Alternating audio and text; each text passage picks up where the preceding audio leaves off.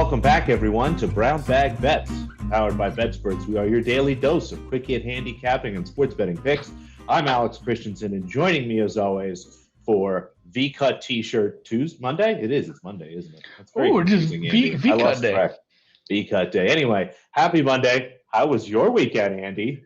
Pretty damn good. Plus, I went to the horse track, and you know what? I almost broke even. I don't track my horse plays all that well. Yeah.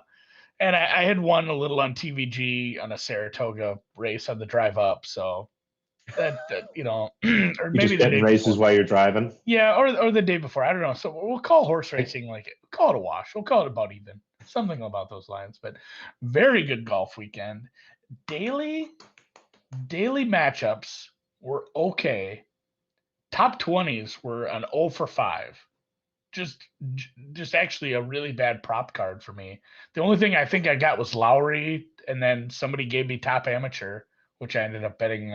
Didn't even post that because it wasn't my pick, but top amateur to the German guy, a couple German guys up the board. It was a tough Sunday for you. I was thinking about some of those big guys. So, like, I bet Brooks blowing up through the rankings was bad. Rahm doing the same thing. There was a couple guys that I saw kind of sprint up that I imagine kind of squeezed some of your guys out. So I did feel bad about you for that. But it was hard to feel bad for you on Sunday because you had the top 3, the top 4. Yeah, top 3, top 4. Yeah, I had Corey Connors live at 80-1 as well. So, like, Corey Connors making a run didn't hurt. It was, John Rahm, if he didn't lip out like 6 putts, would have made me a little nervous. But, yeah, Morikawa, I got some 33. I got some 35. I actually bet that at a few places. That felt really good to get that one home. R.I.P. Usti, whatever. I'm sorry. Like, it would have been nice. Spieth at 60-1 would have been nice, but that was again the smaller bet that I didn't have it really on the card. So it was bet a couple months ago, but it was really nice to win that. And then later on that day, driving home from the horse track, I am reading some Twitter chats, and they're laughing because I had Seamus Power. It was a bonus pick on here. Didn't even get a graphic. I had to go find it last night by watching our shows at 2 times speed. So I'm like, I know I fucking said this. Seamus Power, he was a couple shots back, and then JT Poston ended up getting, like a 3-shot lead with not much to go. I said, all right. Does not even begin to describe. Yeah, well, I said, we'll let that go. And then somebody says, like, hey, this might go to a playoff. I said, nah. And I look, and yeah, he had a double and another bogey within 2 holes there. He ended up with a birdie putt for the win. Did not make it. 5 playoff holes later, second outright of the weekend, 23-1 on him. Felt real good to really take some bookmakers. Outright 80. Behind the woodshed. Yeah, it was awful fun. It was fun to have like the top of the leaderboard for like the entirety of the Open, really, though. Like those 3 were right up there the whole time. That was kind of wire to wire. That was awful nice to not stress that. Full tournament matchups went 6 and 2.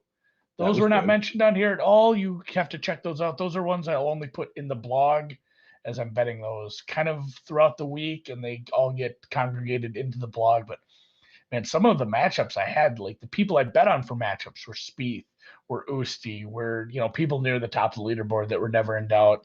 Ended up getting a little lucky with Harris English.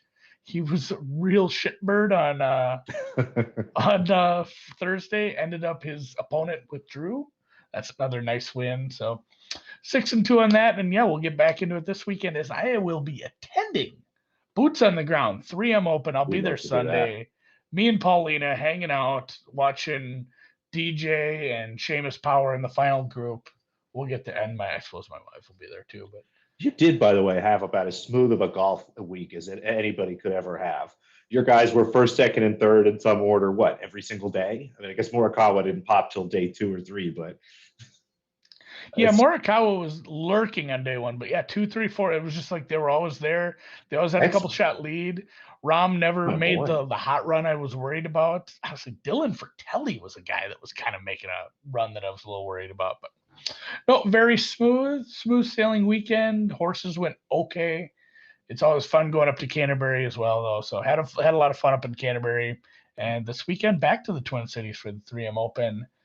It's light sports day today. So that's why I'm just gabbing so much and rehashing the weekend.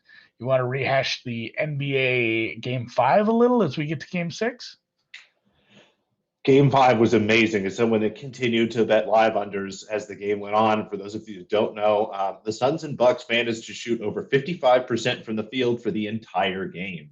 They managed to shoot, I believe, over 50% from three. I'm going to pull that up, but I believe at some point late in the fourth quarter, each team was over 55% from the field and over 50% from three-point land. Andy, I'm not sure if I've ever seen something like that. So we've got the Bucks now, and we're feeling pretty good, right? We're holding Bucks to win the series at plus 375 because Phoenix won game one. And we even have a chance, Andy, to win our Bucks minus 1.5 games if they can somehow get it done tomorrow night. No game tonight, but you go back and look, a lot of these series game to game, you try to look for, all right, this team's coming home, this team's going on the road. There should be a little regression. Normally we'd be coming off a bad Milwaukee shooting game in Phoenix, expecting that to get better. But now we have, again, and I just looking at it here, the Bucks shot 57% from the field, 50% from three. Yes, that's going to regress down, but do we get a lesser regression because, again, they're coming home? There should be some more comfortable confines. You have to consider, the nervousness, but I just don't get that feel with this Bucks team. They seem to have been pretty resilient. Not Giannis, kind of as a leader, you've heard him talk about a lot in press conferences. It's been really impressive. So a lot of kind of qualitative factors, that are a little hard to quantify, Andy, to take into consideration. But you take a look here, we've got the series price. The Suns are plus 330. I've been thinking about that all weekend. I mean, the Suns were a great team on the road.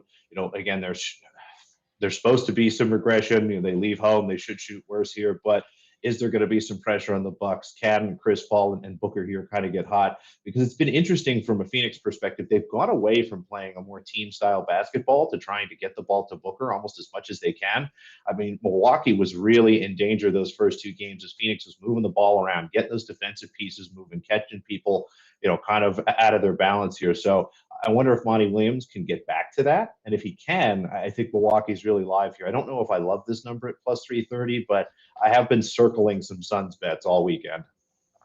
And that's what I was wondering too. So you have Bucks minus 1.5, which is, it's essentially a Bucks to win game 6. So you have Bucks to win game 6 at, what was that price? It was like in the range of plus 250-ish. Let me see if I can. So you got plus 250. The Bucks are minus 200 roughly to win game 6. I'm not saying like full hedge, but I'm not opposed to taking some Suns plus 5 or betting the Suns live if they get down. If you can get a Sun, if the Suns are down early and you get like a Suns plus 8, plus 10, man, that would be a very sweet middle. Yeah, that's kind of where I am. And again, I've been waiting to see if there's been any kind of movement. There really hasn't. The line has kind of settled there. And I don't know, again, do I come in? Do I just kind of do, if you will, the flat hedge on a Suns money line, or do I try to kind of scoop the middle there at plus 5? I want to go back and look at some of the end games of these series because they have tightened up at the end of games. And I think that 5 is going to be a live number. And again, just to be clear, folks, we're not hedging just so we can lock into some profit. I do think there is a little bit of value in some of these Suns numbers, the plus 5, and then the money line here. I don't actually have that up in front of me, but I think the Suns, again, are very live in this game and maybe not getting enough credit after, we saw the Bucks really do something that, they do maybe a couple times a year. Yeah. Well, and the without, some quick back of the envelope math, it's like a giant parlay, or like a very low risk bet. If you go, the plus 5 and you have a plus 250, that's a massive middle that you can hit. So, yeah, we'll look at that. We'll touch on it tomorrow. We'll see what you decide to do. I'll let you sleep on it. 3M Open starts Wednesday in Blaine, beautiful Blaine in the northern suburbs of Minneapolis and St. Paul. Like I said, not only will I be attending, but I got the tickets where you get a free Yeti. So I'm going to be Yeti rich. Double Yeti week, kind of for me. Yeah, double Yeti hat's going to be awesome. Nothing up for me yet. I can only find odds at Unibet. No, it wasn't even Unibet. I think it's William Hill in 365. Canby has nothing. WinBet has nothing. SB Tech has nothing. I have just a few lines up. So I haven't even made these bets, but these are prices I found just on Odds Checker that I will be making if they're anywhere in this range. It's a weird field this week. It's, there are some good players. And actually, while we were talking, Seamus Power did pull out So and Peter Uline, a couple more withdrawals. I wouldn't be surprised to see some more, especially guys that are over in England, because this is going from, Sandwich to Minneapolis isn't a great flight. They have to come back eventually. There's more tournaments over here. So Seamus is out. I will adjust my rankings accordingly, but Kokrak was supposed to be here. He's actually out too. Usti, Patrick Reed, Dustin Johnson, a couple other decent names, Bubba Watson, Sergio, Gary Woodland. There's some big names that are scheduled to play here. I'm not interested in any of these guys. A lot of them could just tear this track apart. This is an easy TPC course. Ben Grass, think Rocket Mortgage, but easier. This course can get blown up, but a couple of longer ones. I ended up on Emiliano Grillo.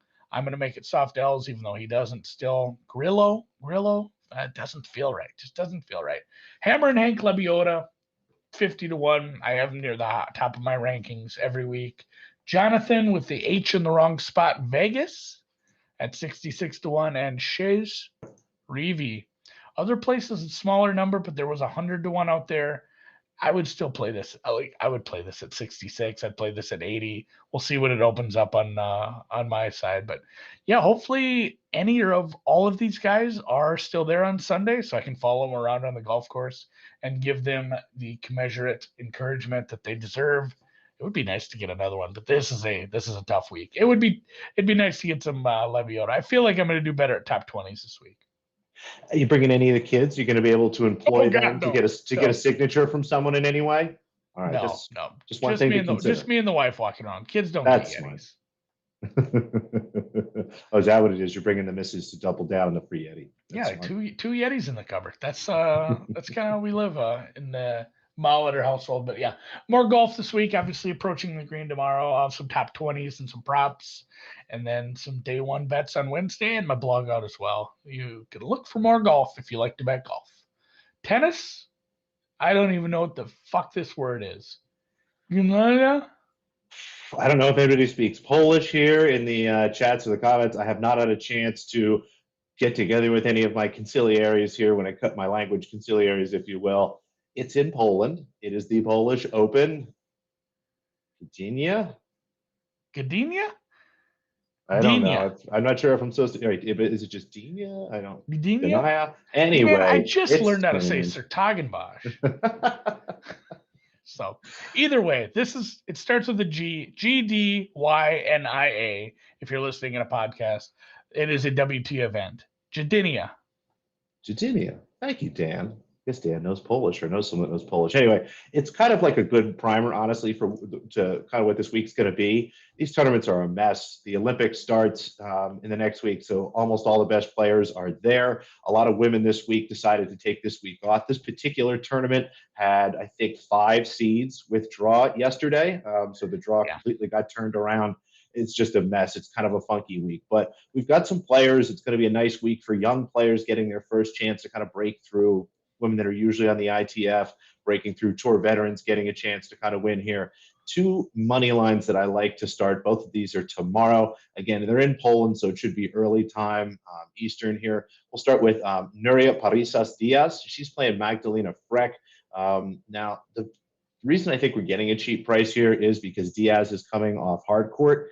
She won a clay tournament in Bastad, decided to go to Prague, play the hard court event, and now is coming to Poland here to play clay. So that surface change can be a little funky for some people. She is playing against Magdalena Freck, who has stayed on clay, but honestly has stayed on clay just to get her butt kicked. She's just been really rough these last couple of weeks. So not too worried about the surface change, which I think, again, the market's overreacting a little bit here.